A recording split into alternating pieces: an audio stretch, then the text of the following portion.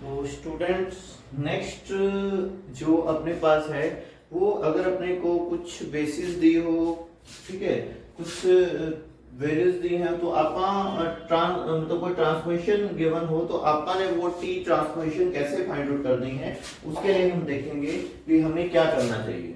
ठीक है, तो इसमें ये दिया है लेट u1 u2 u3 ये बेसिस है r क्यूब की, इट मीन डोमेन की। ठीक है, और t कोई अपने पास r cube two r2 linear transformation है सच दैट u1 की इमेज ये है, u2 की इमेज ये है, u3 की इमेज ये है। अपन ने t की वैल्यू फाइंड आउट करनी है। ठीक है, तो t की वैल्यू फाइंड आउट करनी है तो अपन क्या करते हैं, देखो अपन ने कोई भी ट्रांसफॉर्मेशन फाइंड तो इसका एलिमेंट जो होता है t ऑफ टाइप में लिखा जाता है। तो अपन कोई भी r क्यूब का एलिमेंट मान लेते हैं। लेट मैं मान लेता हूं x y z belongs to r cube.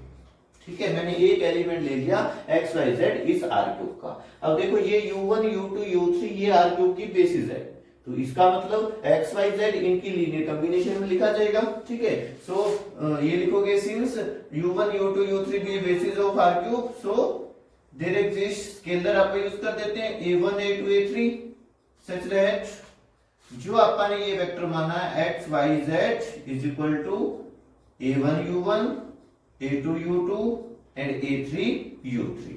ठीक है, यहां u1 u2 u3 की वैल्यूज करो 1 1 minus 1, u2 है 4 1 1 एंड a3 u3 है 1 minus 1 2। ठीक है, और इसको सॉल्व आउट करो तो ये हुआ अपने पास a1 plus 4a2 plus a3, next a1 plus a2 minus a3 and next minus a1 plus a2 and plus 2a3। ठीक है, this is equal to x y z।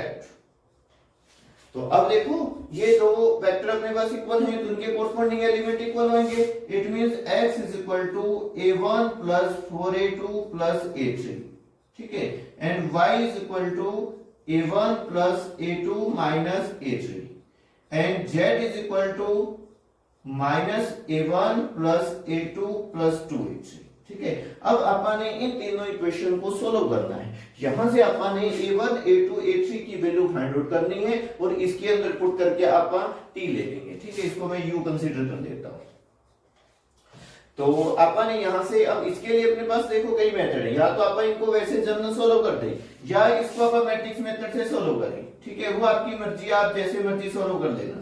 ठीक है, अपने को मेन जो अपना मोटिव है वो यहां से a1 a2 a3 की वैल्यू चाहिए।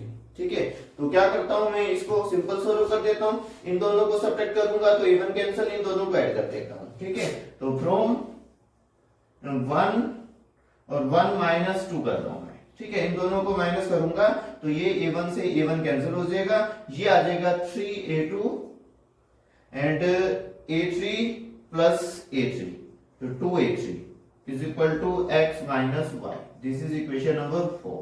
ठीक है, इसी तरह से इन दोनों को ऐड कर रहा हूं मैं फ्रॉम सेकंड प्लस थर्ड। ठीक है, सेकंड और थर्ड को मैं ऐड कर रहा हूं तो करो अपने पास ये कैंसिल 2a2। ठीक है, और यहां से a3 is equal to y plus z। This is equation number 5। ठीक है, अब इन दोनों को सोल्व कर देते हैं अपन। तो 4 और 5 को सोल्व करने के लिए क्या करूं, मैं इसको 2 से मल्टीप्लाई कर देता हूं और उसमें से सब्ट्रैक्ट कर देता हूं। ठीक है, तो 2 से मल्टीप्लाई करूंगा तो अपने पास ये आएगा 2y प्लस 2z। ठीक है, और इसको उसमें से सब या इसमें से ये सब्ट्रैक्ट कर देता हूं मैं। चलो इसमें से ये सब्ट्रैक्ट करते हैं तो यहां से a2 बचेगा, ये कैंसिल हो जाएगा, इधर बचेगा 2y प्लस 2z और ये हो जाएगा माइनस x प्लस y। तो इसकी वैल्यू आई अपने पास a2 की minus x plus 3y and plus 2z। This is equal to a2। ठीक है, a2 की वैल्यू आ गई तो यहां से मैं a3 की वैल्यू निकाल लेता हूं, 4 से निकाल दो या इससे निकाल दो। ठीक है, 5 से निकाल लेता हूं तो a3 इज इक्वल टू ये होगा y plus z minus 2a2। तो y प्लस z 2a2 तो ये आ जाएगा plus 2x minus 6y and minus 4z। तो ये आ जाएगा 2x minus 5y and minus 3z। यहां से a3 की वैल्यू आ गई। अब ये वाली वैल्यू अपन इनमें से किसी इक्वेशन में पुट कर देते हैं, मैं इक्वेशन नंबर सेकंड में पुट कर देता तो यहां से a1 की वैल्यू आ जाएगी। तो यहां से a1 क्या आएगा y minus a2 plus a3।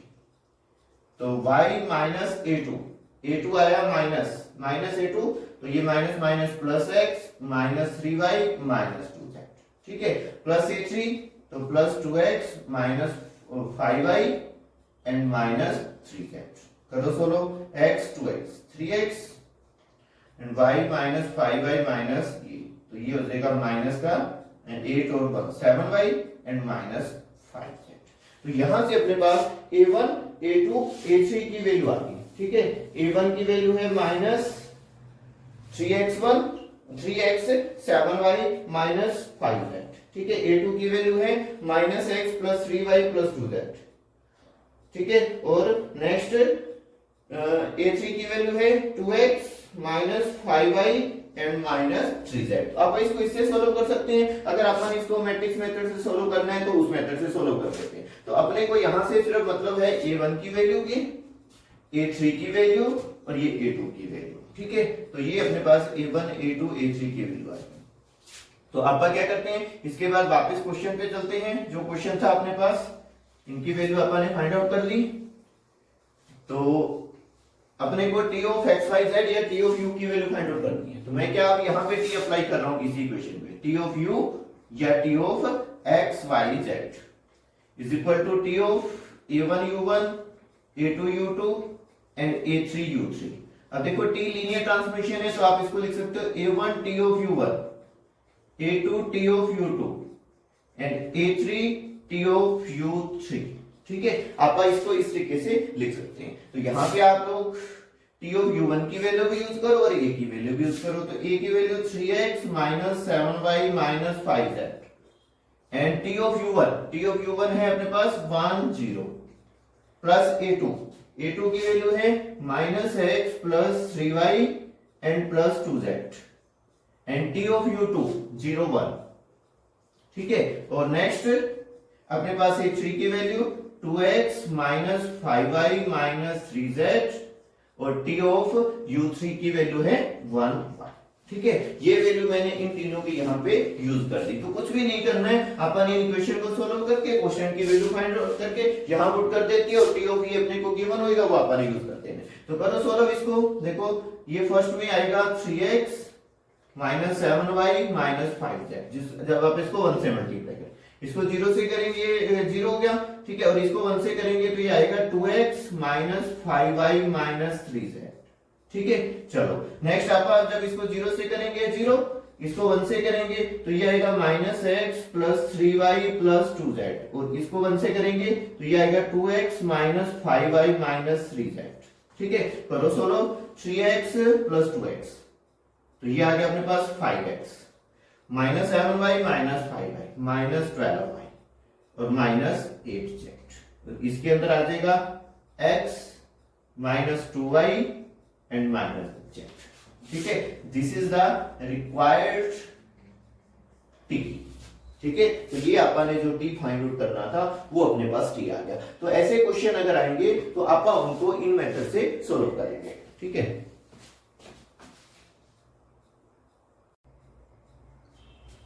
तो नेक्स्ट है अपने पास नल स्पेस और kernel of a linear transmission. तो नल स्पेस या kernel of a linear transmission क्या होता है, ठीक है। तो इसकी डेफिनेशन है let TU2V be a linear transformation, ठीक है। Let TU2V be a linear transmission. तो द नल स्पेस या colonel,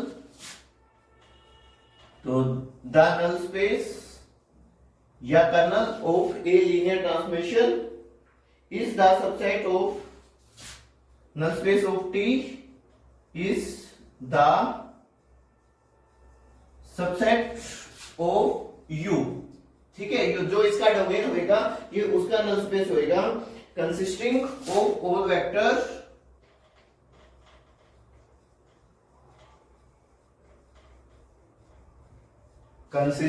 of all vectors U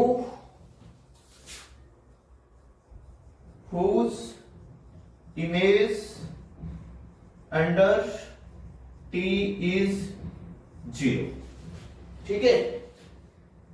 and it is denoted by, इसको आप कर्नल ऑफ T से डिनोट करेंगे, तो मतलब U के वो सारे एलिमेंट जिनकी इमेजेस अंडर T क्या है, 0 है।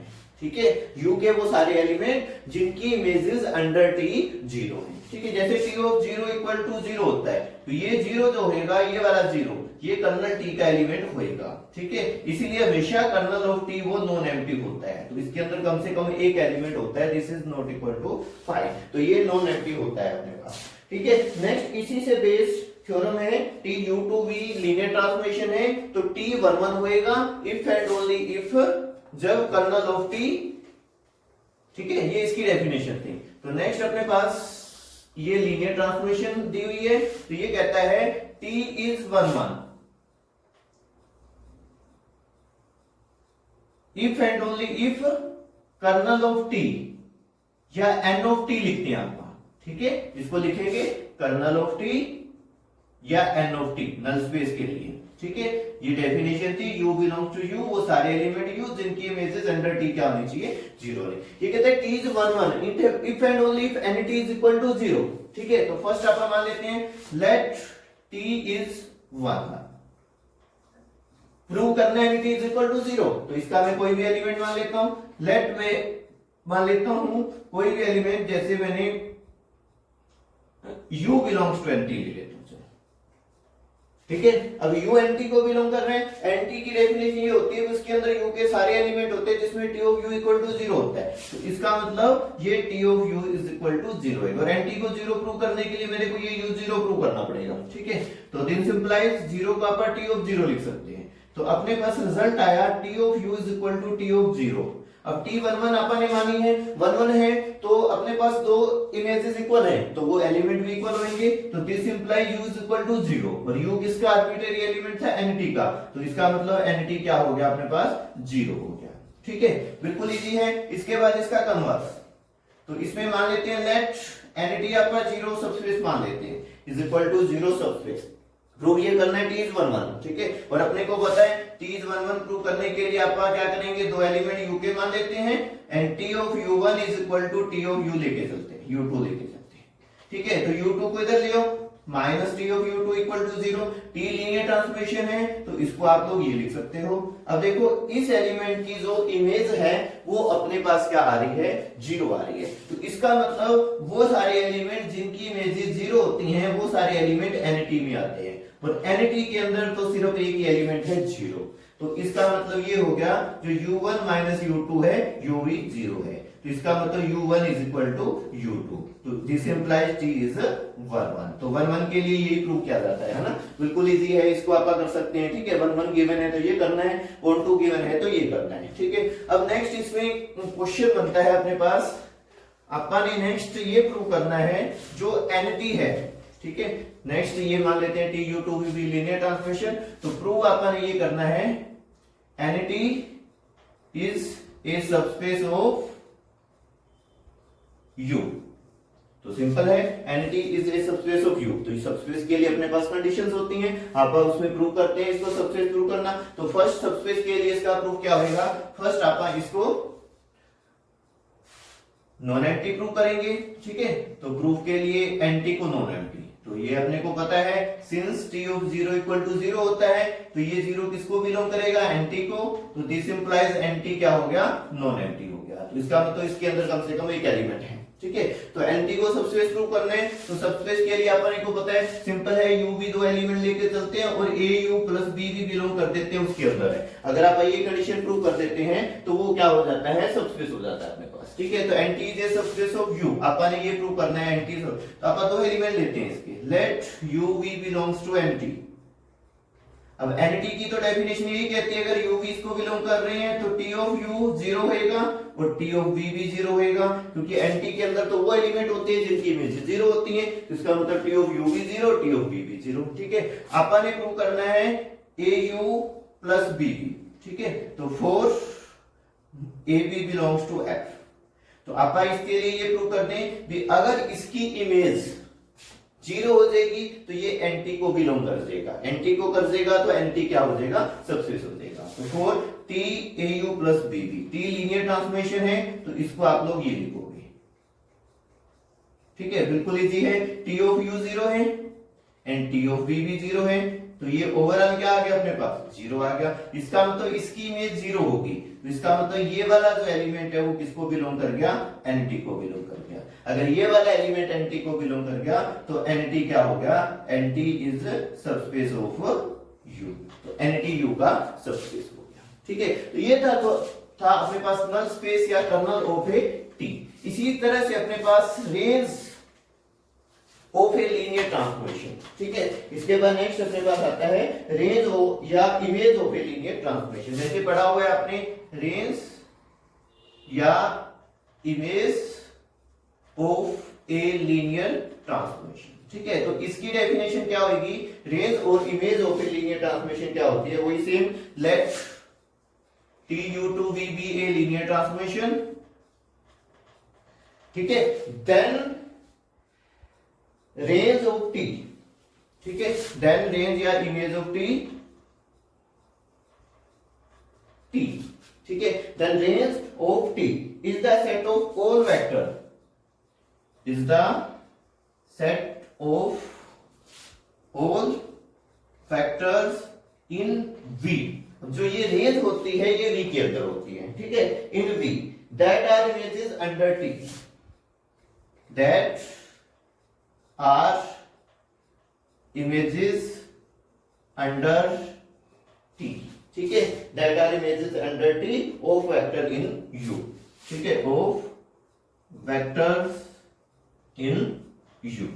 ठीक है, मतलब वो U के सारे एलिमेंट जिनकी इमेजेस हो, तो रेंज ऑफ टी इसको आप आरटी से भी डिनोट करेंगे, तो इसमें ये होता है टी यू। ठीक है, यू बिलोंग्स टू यू, मतलब टी ऑफ यू टाइप के जितने भी एलिमेंट होंगे जिनकी इमेजेस होंगी। ठीक है, under T of vector in U, तो मतलब is the set of all vector in V, मतलब वी के अंदर जितने भी एलिमेंट। देखो अपने पास दो चीजें होती हैं, यू टू वी। अगर मैं यू का एलिमेंट लिखता हूं तो टी ऑफ यू लिखते ही इसका मतलब होता है, देखो ये होता है डोमेन और ये होता है कोडोमेन या रेंज सेट। ठीक है, तो टी ऑफ यू लिखते ही ये वाला एलिमेंट वी के अंदर चला जाता है।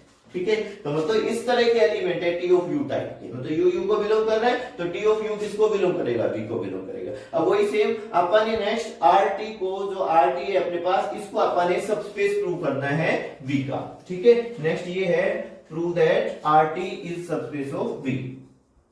RT is a subspace of, अब ये सबस्पेस V का होगा, ये ध्यान रखना आप लोग। ठीक है, तो वही सेम चीज T of 0 इक्वल टू 0 होता है। ठीक है, तो इसका मतलब अब ये वाला 0, पहले ये 0 करता है, तो दिस इंप्लाई ये वाला जो 0 होगा ये किसको बिलोंग करेगा, RT को बिलोंग करेगा। तो RT क्या हो जाएगा, नॉन एम्प्टी हो जाएगा, क्योंकि सबस्पेस प्रूव करने के लिए अपन सबसे पहले उसको नॉन एम्प्टी प्रूव करना होता है। ठीक है, चलो अब दो एलिमेंट अपन V के लिए चलेंगे, क्योंकि अपन V का सबस्पेस प्रूव करना है, RT के, sorry V1 V2 belongs to RT। तो अगर V1 V2 RT को बिलोंग करेंगे तो ये T ऑफ टाइप में होंगे दोनों। ठीक है, तो सो देयर एग्जिस्ट, मान लेते हैं अपन U1 U2 belongs to U such that V1 तो मान लेता हूं मैं T ऑफ U1 और V2 मान लेता हूं मैं T ऑफ U2। ठीक है, तो for any scalar A B belongs to F, अपन ने सबस्पेस प्रूव करना है, तो सबस्पेस के लिए वही ए V1 प्लस बी V2। अगर आप ये प्रूव कर देंगे ये वाला एलिमेंट भी किसके अंदर होएगा, आरटी के अंदर होएगा, तो आरटी वी का सबस्पेस हो जाएगा। ठीक है, ए V1 है T of U1 and this is T of U2। ठीक है, और T लीनियर ट्रांसफॉर्मेशन है, तो इसको आप ये लिख सकते हो और इसको आप ये लिख सकते हो। ठीक है, next again T linear transformation है, तो ये इसके इक्वल आएगा। तो देखो T ऑफ दिस, ये एलिमेंट किसका है, ये U का एलिमेंट है। देखो U1 U2 U के, तो A U1 B U2 U का, तो T ऑफ U का कोई एलिमेंट होएगा तो वो किसको बिलोंग करेगा, वो RT को बिलोंग करेगा। ठीक है, तो दिस इंप्लाइज ये हो गया A ऑफ V1 और B ऑफ V2 ये RT को बिलोंग करेंगे। तो इसका मतलब जो RT हो गया, RT is subspace of V, तो ये RT सबस्पेस ऑफ V का। तो आपने इस लेक्चर में लीनियर ट्रांसफॉर्मेशन फाइंड आउट की है, रेंज स्पेस के बारे में जाना है और नल स्पेस के बारे में जाना है। ठीक है, तो इस लेक्चर में अपने पास इतना ही। Thank you.